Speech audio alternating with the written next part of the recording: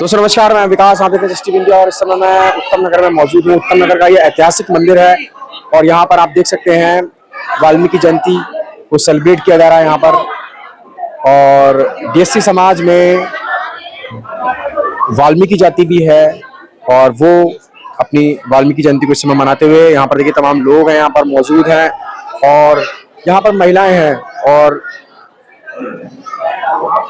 आप देख सकते हैं यहाँ पर तमाम महिलाएं मौजूद हैं। और राजेंद्र सूद जी भी हमारे साथ हैं, आम जनशक्ति पार्टी के राष्ट्रीय अध्यक्ष हैं। राजेंद्र सूद जी क्या कहेंगे आज के प्रोग्राम को? मैं आज भगवान वाल्मीकि महाराज के पावन प्रकट दिवस पे उत्तम नगर में एक बहुत विशाल कार्यक्रम रखा गया और यहाँ सुबह से लगभग 10 बजे से सत्संग का आयोजन किया गया था। सत्संग के आयोजन में ही बहुत सारे दूर दराज से बहुत सारे लोग आए हैं। बहुत अच्छा पावन प्रकट दिवस मनाया गया है उत्तम नगर में। और अभी शाम तक झांकियों का आयोजन किया गया है, शाम तक झांकियों का प्रोग्राम चलता रहेगा। और मैं तो केवल इस मौके पर संपूर्ण समाज को एक ही बधाई देना चाहता हूँ कि सबसे पहले तो सबको भगवान वाल्मीकि महाराज के पावन प्रकट दिवस की बहुत बहुत बधाई, बहुत बहुत मुबारकबाद, बहुत बहुत धन्यवाद कि इसी तरह के आयोजन हर मंदिर पर आज हो रहे हैं और वो ऐसे ही होते रहे, क्योंकि बहुत जन चेतना, बहुत बदलाव आया है समाज में। तो इसका समाज के लिए धन्यवाद करते हैं। और केवल एक बात कहना चाहता हूँ कि जिस मुद्दे पर हमारे संगठन ने जिस मिशन में काम किया, अंधविश्वास, अनपढ़ता, नशाखोरी को हमें अपने समाज से निकालना है। मैं भगवान वाल्मीकि जी महाराज के इस पावन प्रकट दिवस पर सभी लोगों से अपील करता हूँ कि बाबा साहब का भी इशारा कलम का है और भगवान वाल्मीकि जी महाराज का भी इशारा कलम का है। हमें कलम को अपने जहन में, अपनी आत्मा में उतारना है, तभी हमारा समाज आगे बढ़ पाएगा, तभी हमारा समाज तरक्की कर पाएगा। जब तक हमें कलम से शिक्षित नहीं होंगे तो हम कामयाब नहीं हो सकते। मैं तो अपील करता हूं समाज से ऐसे पावन शुभ अवसर पर कि मेरा समाज, मेरे समाज के लोग, मेरी युवा पीढ़ी के लोग, हमारे बच्चे, नए बच्चे जो आज नए जनरेशन में बच्चे आए हैं, वो बच्चे आए और उनको हम एक ऐसी शिक्षा दें, वो शिक्षा के इशारे, क्योंकि बाबा साहब ने भी इशारा किया शिक्षा का, और शिक्षा को हमें अपने जहन में उतारना है। कलम का इशारा भगवान वाल्मीकि जी महाराज ने बहुत पहले दे दिया। राम के 10,000 वर्ष जन्म लेने से पहले इशारा कर दिया। तो ये जन जन का इशारा है कलम का, ये हमें भी अपनाना होगा। लेकिन अभी डीएससी समाज ने भी कहा है कि अब वो भी वाल्मीकि जयंती पूरा डीएससी समाज मनाने जा रहा है। देखिए, डीएससी समाज हम ही हैं, यानी डिप्रेस्ड क्लास के लोग जो हम हैं, वो सारा समाज हमारा है, उसको तो मनाना ही चाहिए। भगवान वाल्मीकि जी महाराज दरअसल सच कहूँ तो एक व्यक्ति विशेष, एक जातीय कौम के नहीं भगवान है। भगवान वाल्मीकि महाराज सृष्टि के रचयिता हैं, संपूर्ण सृष्टि के रचयिता हैं। ये जाति विशेष से बहुत ऊपर की बात है। हम इनको सृष्टिकर्ता परमात्मा भगवान वाल्मीकि जी मानते हैं। आप देखो कि सतयुग में भी भगवान वाल्मीकि जी महाराज हैं और द्वापर में भी भगवान वाल्मीकि जी महाराज जब द्रौपदी का यज्ञ संपूर्ण करते हैं तो तब भी भगवान वाल्मीकि जी महाराज हैं, और सतयुग में भी हैं।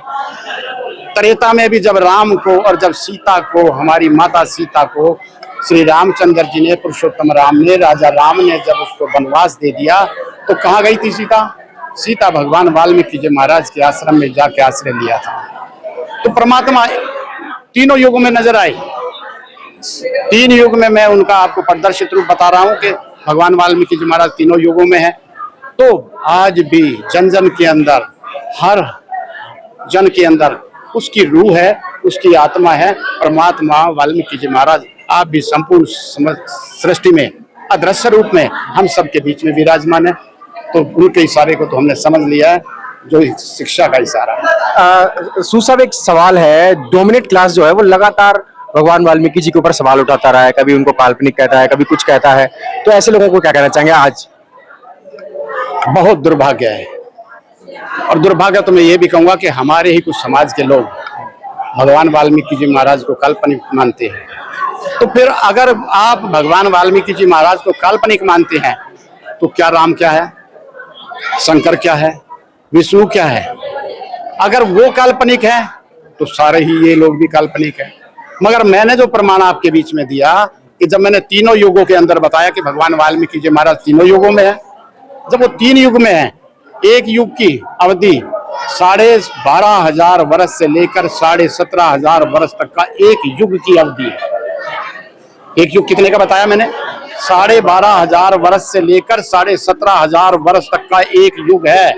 जैसे एक महीना 30 दिन का भी है, एक महीना 28 दिन का भी है, एक महीना 29 दिन का भी है जो लीप का वर्ष कहलाता है।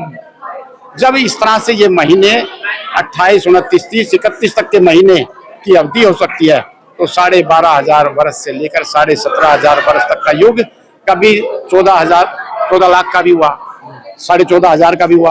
तो ये युगों की अवधि है। जब इतने लंबे युगों में भगवान वाल्मीकि जी महाराज समय समय पर प्रकट हुए हैं।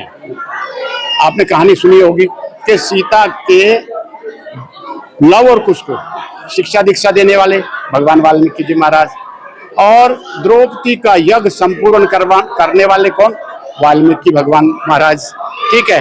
और इन सबसे पहले 10,000 वर्ष पहले जब राम आया भी नहीं था, तो भगवान वाल्मीकि जी महाराज के मुख से सबसे पहला श्लोक निकला था कि मां निषाद प्रतिष्ठाम त्वम गमः सरस्वती समा यत क्रोच मिथुना देकम वधि काम मोहितम। और इसका साधारण सारथ है कि सृष्टि का शाश्वत नियम है कि जो जैसा करता है वो वैसा भरता है। राम ने भी, राम को कहते हैं अवतरित, राम विष्णु का अवतार बताते हैं, और विष्णु के अवतार में अवतरण लिया, अवतरित हुए। तो इससे पहले विष्णु के अवतार में जब उन्हों के सामने एक घटना घटी थी, विष्णु जब शिकार खेलने गया और अपनी पत्नी को घर में छोड़कर जब जाकर देखा बाहर, और उसने 2 क्रोच पक्षी देखे पेड़ के ऊपर, और अपनी तरकस से तीर निकाला, अपनी कमान पर चढ़ाया, और कमान पर चढ़ाकर सीधा तीर निशाने पर लगाते हुए एकदम क्रोच पक्षी पर ताना। तो अकस्मात ही भगवान वाल्मीकि जी महाराज के मुख से ये शब्द निकले थे कि मां निषाद प्रतिष्ठाम त्वम गमः सरस्वती समा यत क्रोध मिथुना देकम वधि काम मोहितम। इसका साधारण सा अर्थ है कि जो जैसा करता है वो वैसा ही भरता है।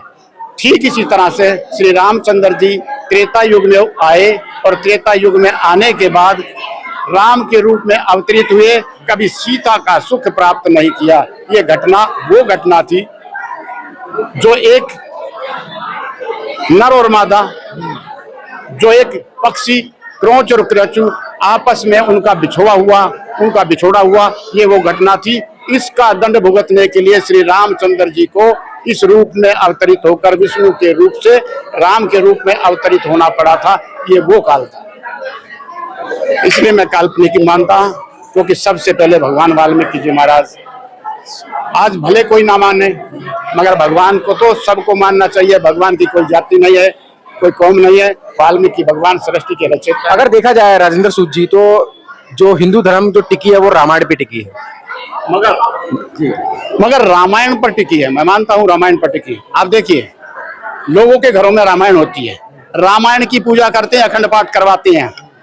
लोग रामायण की पूजा करते हैं, अखंड पाठ करवाते हैं, वाल्मीकि जी को नहीं मानते। क्यों नहीं मानते?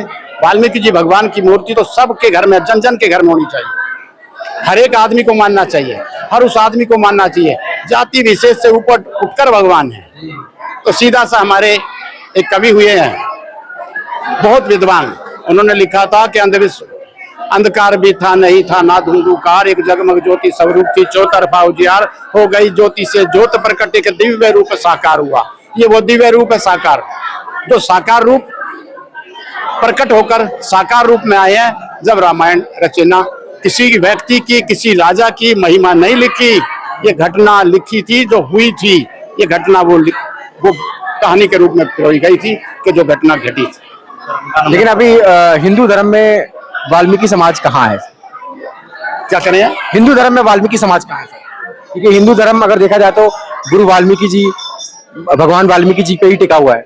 अगर वाल्मीकि जी नहीं है तो राम नहीं है, राम नहीं है तो हिंदू धर्म नहीं है। मैं इसके बारे में कहूँ, हिंदू कोई धर्म नहीं है, हिंदू कोई धर्म नहीं है। ये बहुत लंबी कहानी है। ये सिंधु सभ्यता से शुरू होती है। सिंधु सभ्यता से ही नाम हिंदू आता है। ठीक, असली मूल निवासियों का अगर धर्म की बात करें तो वो मूल निवासी इस देश के वासी हैं, वो आदिवासी इस देश के वासी हैं, वो मूल निवासी लोग हैं। ये तो सभ्यता है। सिंधु सभ्यता जब आई तो हिंदू का जन्म हो गया, हिंदू विचारधारा का जन्म हो गया। ये वो विचारधारा है। इस पर मैं लंबी बात फिर कभी आपसे करेंगे। अब इससे विस्तार से तमाम लोगों को क्या कहना चाहिए? आम लोगों को केवल एक ही बात कहना चाहूंगा कि हमें अपने अंतरात्मा में, हमें अपने बच्चों को आज ऐसी इस पावन तीरथ से ये लेके जाना चाहिए कि भगवान वाल्मीकि जी का इशारा है कलम का, हमें कलम उठानी है, पढ़ाई करनी है, शिक्षित होना है। बाबा साहब का भी इशारा कलम का है, संगठित होना है, संघर्ष करना है, ठीक। और अंधविश्वास और अनपढ़ता से हमें बिल्कुल दूरी बनानी है, पूरे समाज को इकट्ठा करना है। और नशाखोरी, जन जन से नशाखोरी का विनाश करने के लिए हम प्रति संकल्प हैं। बस इस पर हम काम करें।